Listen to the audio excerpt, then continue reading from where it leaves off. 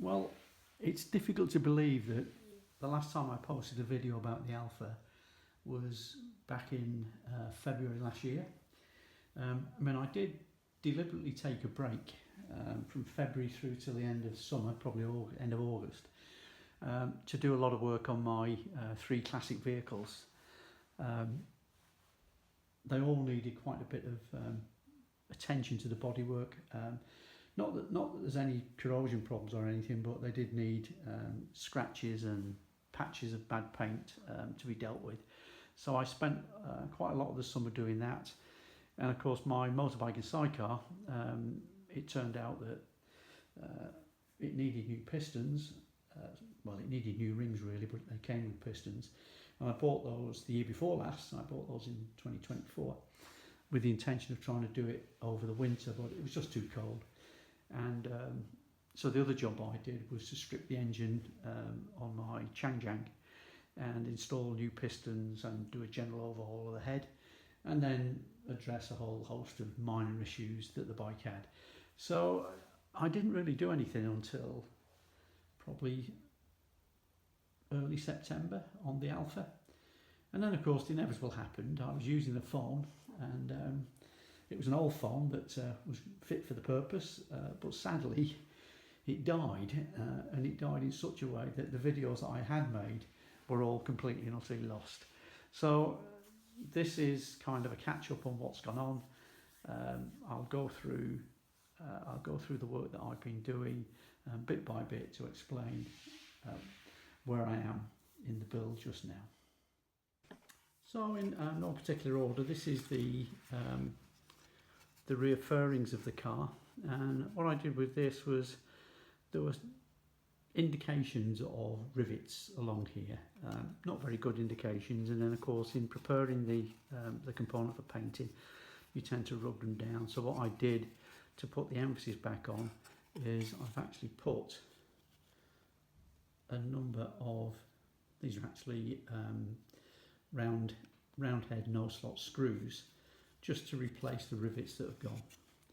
And you can see there, and they were glued in, and then I cut off the ends. You can maybe be able to see here. I basically then sanded off the excess of the brass that was left. I've also done the same with the main tub. So as you can see here, there's a whole series of rivets that I've put in.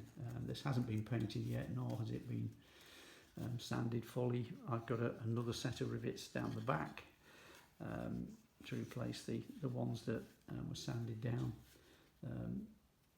Put this piece in the back. Two reasons really. One was I wanted something to support the seat when I get around to making it, and the other one was I actually got a crack. Maybe you can see it just there. I got a crack in this piece, and it came apart. So this has helped to bring it all back together again. Again, this needs quite a lot of work doing on it in terms of sanding and preparation, but it's not ready to do that yet. And the other thing I did is, the reason I haven't put these two rivets in is I was going to use those to fix this body onto the component that goes on the inside, which is the firewall and the instrument panel. So this is the firewall and the instrument panel, and again I've modified this somewhat. I didn't find this fitted too well, so you'll see modifications down here where I've opened it up to get it to fit better. The other problem I found was there were four fixings. So it was this fixing here, which is basically a threaded bar, another one on the bottom which isn't here, I've removed that, and then the same on the other side. And what I found was the whole thing could move. It was on those rods. So what I've done is I've cut some pieces of card, polystyrene card, and I glued them, one on this side, so this is not a stock part, and one on the other side. And it's given this whole component a level of rigidity that it didn't have. And then of course the other thing I've done is I've built the dashboard, put the instrument binnacles in it, and attached that to the firewall and its support. So that's another component that's more or less ready to go and be fitted into the car permanently.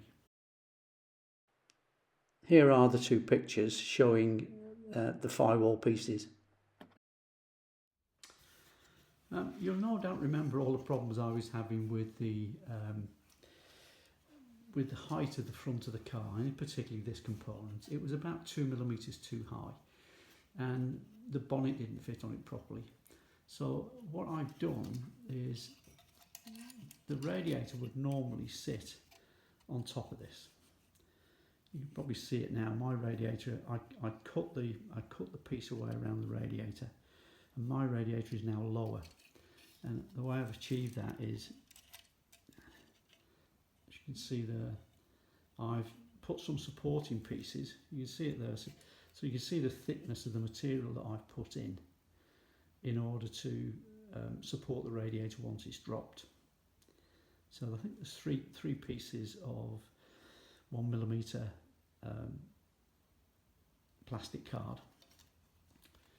And then the other thing, of course, that means is it means that the radiator grill is below the level of this component. And what I've done there, and I've got some pictures which I'll include in this video, is I put an infill piece at the bottom, so it looks as though the radiator terminates at the level of this, whereas in reality, this piece of infill piece that I've put in the radiator, perhaps you can see it better there, that's about 3mm deep.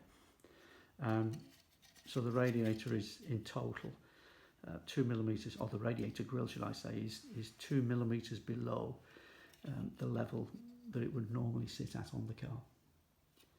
And that solved all of my issues with the bonnet not laying properly. Here's the picture showing the infill piece on the radiator and the modifications that were made to the front valance piece. Now, another issue relating to the tub is how it's fixed on the car, which in my opinion wasn't very well. So what I've done is, you can see on the body here, I've inserted some fixing brackets which will hold the front of the tub. And I've also, you'll see there's some screws sticking out there and there. And I've also made some brackets so that when this goes on the tub, it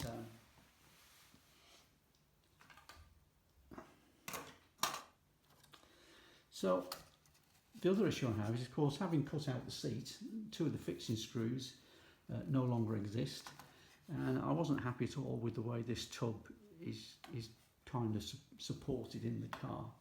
So what I've done is I've put two fixing brackets, which you can see here and there, which will secure onto this component. And then I've got these two holes at the top, and I've put some fixings, let me just take it off again to show, and I've put some fixing points on this so that the tub will fix securely onto that using these screws. And then the other thing I've done, you'll notice there's a screw sticking out. I've made some brackets so that when this is all in place, I've got some brackets that fit at the back. I've got some brackets that will fit at the back of the car around here, and they will secure the tub onto the vehicle.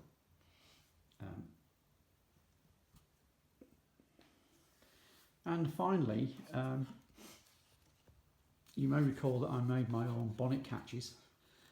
Little spring-loaded bonnet catches. This is the bulk of the bonnet. Remember, I hinged it in all directions, and what I've done is I've now installed the small components that the bonnet catches will lock into. So there's two on that side, and there's three on that side, and then on the bottom half of this side, I've installed the catches, the brackets that will hold the bonnet catches. In reality, in the model, there isn't one on this side, although on the real car there is. So I've added this onto this side, which has meant, actually, if I should turn it over, it's meant building this piece up so that when when the cars pull together, these will sit like that with the exhaust going through the middle. And you can see on the model of the car, I've actually got the holders for the bonnet catches on the car. Interesting issue was that the bonnet is so tight to the edge of the chassis that you can't actually get that little catch on the chassis. So I made a small piece out of brass, which hangs just over the side of the car, as you can see there, and the bonnet and the bracket for the bonnet catch is sitting on there. So it doesn't seem like much, didn't take long to do this video, but the number of times I've put this car together and taken it apart to get that front end and its issues resolved is probably about 10. So it was actually a long, slow and tedious job to make sure that everything was aligned and worked well. So that's an update. I shall now carry on. I've got wheels and seating in my sights, and I'll get back to you with another video once those are completed.